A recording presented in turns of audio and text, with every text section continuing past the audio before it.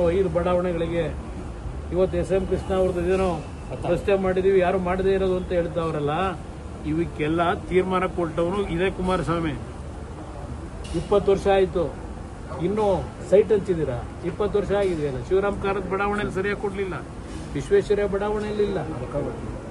ಅರ್ಕಾವತಿ ಬುಡಿ ಮುಂಡಾಯಿಸ್ಬಿಟ್ರು. ಅರ್ಕಾವತಿ ಅವ್ರನ್ನೆಲ್ಲ ಪಾತ್ರೆ ತೊಳೆ ಕಳಿಸಿ ಅಲ್ಲಿ ಜಮೀನು ಓನರ್ಗಳನ್ನ ಅಲ್ಲೆಲ್ಲ ಯಾರ್ಯಾರು ಬೇಕೋ ಮಾಡ್ಕೊಂಡ್ರು, ರೀಡು ಆಡಿ. ಈಗ ಈ ನೋಟಿಫಿಕೇಶನ್ ಕುಮಾರಸ್ವಾಮಿ ಮಾಡಿಲ್ಲ, ನಾನು ಮಾಡ್ತೀನಿ ಅಂತ ಅವ್ರೆ.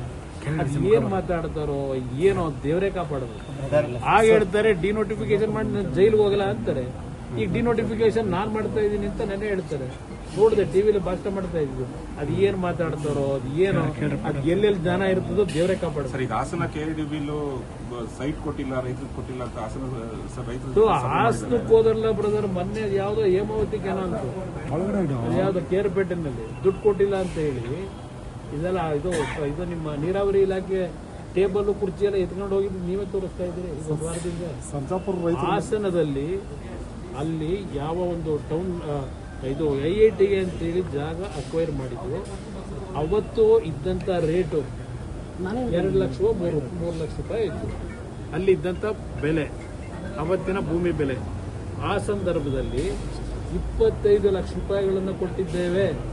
2 ಲಕ್ಷ 3 ಲಕ್ಷ ಇದ್ದಂಥ ಸೈಟ್ ವ್ಯಾಲ್ಯೂಗೆ. ಅಲ್ಲಿ ಬೆಂಗಳೂರಿನಿಂದ ಹಲವಾರು ಜನ ಬಡಾವಣೆ ನಿರ್ಮಾಣ ಮಾಡೋಕ್ಕೆ ಅಂತ ಹೋಗಿದ್ರು. ಅಲ್ಲಾಗಲೇನೆ ಅಲ್ಲಿ ಒಂದು IIT, ಒಂದು ಮಕ್ಕಳಿಗೆ ವಿದ್ಯೆ ಕಲಿಸ್ತಕ್ಕಂಥ ದೃಷ್ಟಿಯಿಂದ IITಗೆ ಅಂತೇಳಿ ಅಕ್ವಿಸೇಷನ್ ಮಾಡಿದ್ರು. ಇನ್ನು ಡೈಲಿಯಿಂದ IITಗೆ ಆಗಿಂದ ಕೊಡ್ತೀವಿ ಅಂತ ಹೇಳಿದ್ರು. ನಾನೇ ಮುಖ್ಯಮಂತ್ರಿ ಇದ್ದಾಗ ಇವರು ನಮ್ಮ HRD ಮಿನಿಸ್ಟ್ರು ಅರುಣ್ ಸಿಂಗ್ ಯಾರೋ ಅದಿರ್ಲಿ ಅವರು ಕೊಡ್ಲಿಕ್ಕೆ ಒಪ್ಕೊಂಡಿದ್ರು, ಕೊಡ್ಲಿಲ್ಲ. ಆಮೇಲೆ ಬೇರೆ ಬೇರೆ ಏನೋ ನಡೀತು, ಅದು ಇರಲಿ. ಅಲ್ಲಿ ಏನಿದೆ, ಯಾರು ರೈತರಿಗೆ ದುಡ್ಡು ಬಂದಿಲ್ಲ, ದುಡ್ಡು ಕೊಡೋದಕ್ಕೆ ನಮ್ದೇನು ಅಬ್ಜೆಕ್ಷನ್ ಇಲ್ಲ. ದುಡ್ಡು ಕೊಡದೇ ಇರತಕ್ಕಂಥ ಕೆಲವರು ಕೋರ್ಟ್ಗೆ ಹೋಗಿದ್ರು, ಅದು ಕೆಲವು ಸಮಸ್ಯೆಗಳಾಗಿರ್ಬೋದು.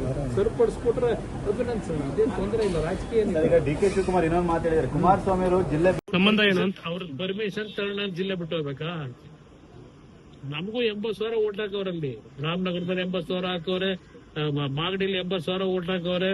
ಎಲ್ಲಿಂದ ಮೊನ್ನೆ ಈಗ ಆಗಿದ್ರೆ ಮೊನ್ನೆ ಪಾರ್ಲಿಮೆಂಟ್ ಚುನಾವಣೆ ಆಯ್ತು, ಅವ್ರ ತಮ್ಮನ್ ಮನೆಗ್ ಕಳ್ಸೋದ್ರಲ್ಲ. ಹಂಗಿರ ಕನಕಪುರ ಬಿಟ್ಟೋಯ್ತವ್ರ. ಕನಕಪುರದಲ್ಲಿ ಎಲ್ಲ ಹಾಕೊಂಡು ಗುಡ್ಡೆ ಹಾಕೊಂಡು ಕೂತಿಲ್ವಾ ಏನೇನ್ ಮಾಡ್ಬೇಕು ಅಂತ ಹೇಳಿ. ಇದೆಲ್ಲ ಚರ್ಚೆ ಇವತ್ತು ಚಕ್ರ ತಿರುಗ್ತಾ ಇರ್ತದೆ. ಮೇಲಿದ್ದಾನೆ ಕೆಳಗೆ ಬರ್ತಾನೆ, ಕೆಳಗಿದ್ದಾನೆ ಮೇಲೋಯ್ತಾನೆ. ಇದನ್ನ ಹೇಳ್ಕೊಂಡು ನಾನೇ ಇದು ಬಿಡ್ತೀನಿ ಪರ್ಮನೆಂಟ್ ಆಗಿ ಅಂದ್ರೆ ಕೇಸ್ ವಾಪಸ್ ತಗೊಂಡಿದೆ ಸರ್. ಹೈಕೋರ್ಟ್ ಅದಕ್ಕೆ ಸ್ಟೇ ಕೊಟ್ಟಿದೆ. ದರ್ಗಾ ಗಲಾಟೆದು ವಾಪಸ್ ತಗೊಂಡಿದೆ ಕ್ಯಾಬಿನೆಟ್ ನಲ್ಲಿ. ಅದು ಹೈಕೋರ್ಟ್ ವಿಜಯಪುರದಲ್ಲಿ ಆಗಿತ್ತಲ್ಲ ಸರ್ ಗಲಾಟೆ, ಕೇಸ್ ಎಲ್ಲ ವಾಪಸ್ ತಗೊಂಡಿದ್ರು. ಇಲ್ಲ, ಅದಕ್ಕೆ ನನಗೆ ಗೊತ್ತಿಲ್ಲ, ಅದ್ರ ಬಗ್ಗೆ ವಿಷಯ ಗೊತ್ತಿಲ್ಲ, ತಿಳಿದ್ಬಿಟ್ಟು ಹೇಳ್ತಕ್ಕಂಥದ್ದು. ಯಾವುದೇ ಕಾರಣಕ್ಕೂ ಚರ್ಚೆ ಮಾಡಿ ನನಗೆ ಸುಮ್ಮನೆ ನಾನ್ ಮಾಧ್ಯಮದ ಮುಂದೆ ಪದೇ ಪದೇ ಬರ್ತಕ್ಕಂಥದ್ದಕ್ಕೆ ನೀವೇ ಅವಕಾಶ ಕೊಟ್ಟರೆ ನಾನು ಏನ್ ಮಾಡ್ತಾರೆ? ಒಂದ್ ಕಡೆ ಹೇಳ್ತಾರೆ, ಅಯ್ಯೋ ನಮ್ಮವರ ಮುಖ್ಯಮಂತ್ರಿ ಅವರೇ, ಮುಖ್ಯಮಂತ್ರಿ ಯಾಕೆ ಬಿಡಬೇಕು, ಅದೇ ಹೊಡಿತಾರೋ ಮಾಡ್ತಾರೋ ಲೂಟಿ ಮಾಡ್ತಾರೋ, ಬಿಡ್ಲಿ ಯಾಕೆ ಕುಮಾರಸ್ವಾಮಿ ಮಾತಾಡ್ತಾರೆ, ಅದು ಕೈ ಸಿಕ್ಕಂತಲ್ಲ, ಎಲ್ಲ ಕೂದಲೆಲ್ಲ ಉದುರೋಗೈತಂತ ಕತೆ ಹೇಳ್ತಾರೆ. ಬಿರ್ಬಲ್ ಕತೆ ಇದು. ಅದೆಲ್ಲ ಬಿಟ್ಟು ಕೆಲಸ ಏನ್ ಮಾಡ್ಬೇಕು ಮಾಡಿ. ನಾನು ಮೊನ್ನೆನೂ ಹೇಳಿದ್ದೀನಿ, ಒಳ್ಳೆ ಕೆಲಸ ಮಾಡಿದ್ರೆ ಅಭಿನಂದನೆ, ಲೂಟಿ ಹೊಡೆಯೋ ಕೆಲಸ ಮಾಡಿದ್ರೆ ನಾನು ಬಾಯಿ ಮುಚ್ಕೊಂಡಿರ್ಬೇಕಾ? ನಾನು ನಾಡಿನ ಜನತೆಗೆ ಹೇಳ್ತೀನಿ, ಜಾತಿಯಲ್ಲಿ ಹೇಳಲ್ಲ, ನಾನು ಒಕ್ಕಲಿಗರು ಇನ್ನೊಂದು ಅಂತ ಹೇಳಲ್ಲ. ಈಗೇನೋ ಶುರು ಮಾಡೋರಲ್ಲ, ಅದೆಂತದೋ ಅದು ಇವ್ರದೆಲ್ಲ ನಾಟಕ. ನಾನು ಎಂದೂ ಸಹ ಜಾತಿ ಹೆಸರನ್ನ ರಾಜಕಾರಣ ಮಾಡಿಲ್ಲ. ನಾನು ರಾಜಕೀಯಕ್ಕೆ ಬಂದ ದಿವಸದಿಂದ ನಾನು ಮನೆ ಹತ್ರ ಬರ್ತಕ್ಕಂಥವ್ರು ಯಾವ ಜಾತಿ ಅಂತ ಕೇಳಲ್ಲ. ಅವ್ರ ಕಷ್ಟ ಈ ಸರ್ಕಾರ ಮಾಡದೇ ಇದ್ರು ಅವ್ರ ಸಂಕಷ್ಟಕ್ಕೆ ಇವತ್ತು ಸಹಾಯ ಮಾಡಿರ್ತಕ್ಕಂಥ ನಾನು ಎಂದೂ ಸಹ ಜಾತಿ ರಾಜಕೀಯ ಮಾಡಿದವನಲ್ಲ. ಇದನ್ನ ಯಾತಕ್ಕೆ ಪದೇ ಪದೇ ಹೇಳ್ತೀವಿ? ಈಗ ನೀವ್ ಯಾತಕ್ಕೆ ಜಾತಿ ರಾಜಕೀಯ ಒಂದ್ ಕಡೆ ಹೇಳ್ತೀವಿ, ನೀವೇ ಎಂತದೋ ಈಗ ಗೃಹ ಜ್ಯೋತಿ ಅದಕ್ಕೆಲ್ಲ ಜಾತಿ ಯಾಕೆ ಕೇಳ್ತಾ ಇದೀರಿ?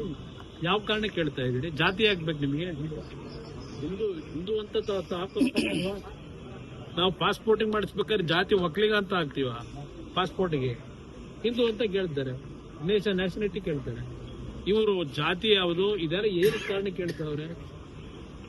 ಕೂಸ್ಕೊಂಡು ಮಾಡ್ತಾವ್ರಲ್ಲ ಅಲ್ಲಿ ನೆಕ್ಸ್ಟ್ 28ಗೆ ಹೆಂಗ್ ಹೊಡಿಬೇಕು ಅಂತ ಹೇಳಿ ರಾಜ್ಯ ಅದಕ್ಕೆ ಮಾಡೋದಕ್ಕೆ ಬೆಲೆ ಕೇಳ್ತಾವ್ರ. ಜನ ಅರ್ಥ ಮಾಡ್ಕೊಳ್ಳಿ, ಇವರಂತ ಬೋಗಸ್ಸು ಇನ್ನೊಬ್ರು ಸಿಗಕ್ ಸಾಧ್ಯ. ಈಗ ಅದೆಂತದೋ ಮತ್ತೆ KSRTC ಬೆಲೆ ಜಾಸ್ತಿ ಮಾಡ್ತಾರೆ, ಟಿಕೆಟ್ ಬೆಲೆ ಈಗೆಲ್ಲ ಇಳಿತದಲ್ಲ ಇನ್ನೊಂದು ವಾರ. ಈಗಾಗಲೇ ಎಲ್ಲ ಇದು LPG ದರ ಇಳಿಸಿದ್ರು, ಈಗ ಪೆಟ್ರೋಲ್ದು ದರ ಇಳಿತದೆ. ಇದಕ್ಕೆ ನೀವು ಇಳಿಸ್ಬೇಕು ಏರಿಸ್ಬೇಕು, ಅದು ಚರ್ಚೆ ಮಾಡೋಣ ಬನ್ನಿ.